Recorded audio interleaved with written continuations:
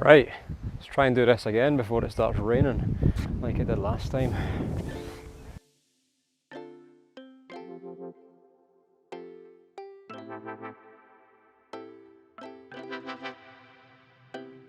And it's raining. Right, so here we are. I've came to this skate park in North Yorkshire, which North Yorkshire Council built for me last night just so I could make this comparison video. Now, I've been chatting about this for a wee while now. So my own surfskate, Carver, borrowed from the SurfSkate Academy, YOW Pukas. I'm going to talk about why this Carver has been restricting me and holding me back. So what I'm going to do now, I'm going to try and do a couple of direct comparisons. No wizardry, no camera tricks. I'm just going to set the camera up static, looking into that bowl over there, and I'm going to try and draw a few lines on Carver first, and then I'll try and do the exact same thing on the YOW, hopefully to show the difference. Hopefully you can see the difference. Huge transition. Now, it pains me to say, given that this is covered in my family tartan, like all my stuff, my boards, my van, and everything else, that this board is a restrictive surf trainer, if you want to call it that. Now, I'm not saying it's a bad skate at all, but we're going to get into why this has been holding me back personally. It's also worth stating, I am not an amazing skater. I'm not even a good skater, in fact. I'm okay. Now, I'm fortunate enough, I do the filming with the SurfSkate Academy, or the filming for the SurfSkate Academy. I get lessons with Seba from the SurfSkate Academy. But the important bit, and I think where this is coming from, is that I now understand what I need to understand, what makes a good surf skate and the technique, because I'm constantly filming and editing the lessons that Seba's putting out there with people, and I see that from expert level to complete beginners, complete novices, people who have never been on skateboards at all, never mind surf skates. So I came to this skate park about 6 weeks ago, I think, for the first ever time, any skate park in my life. And I was just messing about on this. I wasn't even breaking the even surface. I'm thinking I'm getting to the top, and I clearly wasn't. But I was really happy. I was happy what I was doing. I've been back now 5 or 6 times. And I came back last night to film for Bravery, do some shooting. And this, I don't know what you call this peak, this huge wave, ramp, whatever, half pipe. I was just attacking it. I hadn't even been on this side of the skate park, and just because we had a nice sunset back here, I thought I'm just going to attack it on this. And man, I was so high, and you probably wouldn't think it was that high for somebody that can skate. I really don't care what you think about my ability, but I'm really happy with where I've got to. And for a few reasons, this has given me so much more confidence. Now, I'm definitely not saying this is a bad skate. This is an amazing surf skate. It's so much fun. When I got it about 2 years ago as a gift from the amazing Special K, she's absolutely stunning, thank you so much. I would go out doing what I thought was surf skate training, just like pumping for 5 miles, which I now know isn't surf skate training. Actually, that was to my detriment, because I was picking up really bad techniques at pumping. So normally, surf skate training, we do it on the flats, and you do it slowly, and that's done purposefully, because doing it slowly is all about technique and you generating your own speed. And I'm not talking about pumping, I'm talking about the bottom turn, for example. So when you come into your bottom turn, you compress.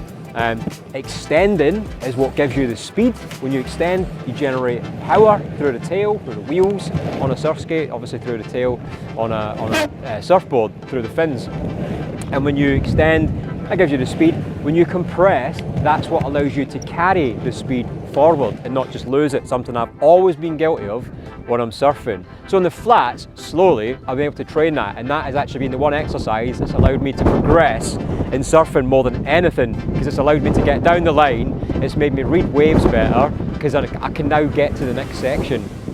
So I thought I'd, on my own, try and take this into the skate park. Now, I wasn't getting very far, and I was coming back and back and back here, and on this, I just wasn't getting any better. It was really frustrating me. The deck length makes a big difference. The difference in the truck space as well, front to back, the difference in the deck length makes a huge difference. This is a lot longer than this board, okay, but this feels more surfboard-like. It moves more like a surfboard. When you first get on it, it feels super loose. I mean, I've got my Carver as loose as I can pretty much make it, but it's still stiff in comparison. When I first got on this YOW, and it doesn't matter what YOW it is, I get access to them all through the SurfSkate Academy. could have used any for this and they all would have gave me the same sort of thing. So I was using this in here after maybe 4 or 5 times of using the Carver. The Carver was allowing me to maybe get so far up here, but so many times I was jumping off, ditching the board. I didn't have the confidence to follow it through for a couple of reasons. One, I didn't have the speed, which is fair enough. You need speed to carry through turns. But even with the technique, this isn't moving, this concrete isn't moving, it's not a wave, it's got no energy, no swell behind it, whereas a wave would. And that wave, regardless of how slow I go around it, is still pushing you forward.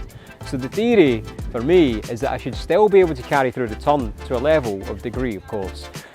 When I've done the same thing on this YOW, the truck system, it gave me so much more confidence, but also it allows the technique. So going the same speed, probably too slow, around these turns, this was allowing me to complete the turn through the technique, which this didn't do.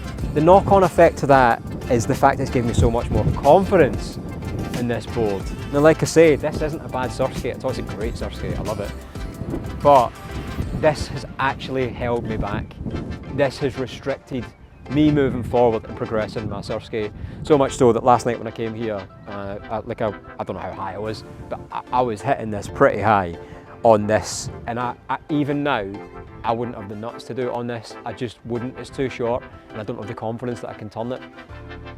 So, it's a lot of money, I'm sure you would agree, to go buy a surfskate. If you've never been on one, to know if it's going to work for you or if it isn't. I've not been on Smooth Stars, the other brand I've got is a D-Street, which again, not cheap, but it's a cheaper version of all of these. And that was like ridiculously restrictive. I would not dare bring that in here. So the whole purpose of this is just for me to give my experience, my opinion, as somebody at an average level but is progressing, and I understand what I need out of it. So I would say, from a personal perspective, 100%, I would go with a YOW. If you're looking to buy a surfskate, obviously if you can afford it, and in fairness, the boards they're not that far apart in price these days anyway. But if you want to surfskate train for surfing, this is a board.